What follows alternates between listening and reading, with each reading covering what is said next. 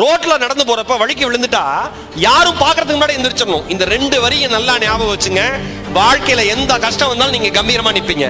ரோட்ல நடந்து போறப்ப வழிக்கு விழுந்துட்டோம்னா யாரும் பாக்குறதுக்கு முன்னாடி எந்திரிச்சிடணும். ஏன்னா அதுக்கு நமக்கு அவமானம். வாழ்க்கையில வழிக்கு விழுந்துட்டா எல்லாரும் பாக்குற மாதிரி எந்திரிக்கணும். அதுதான் நம்ம அடையாளம்.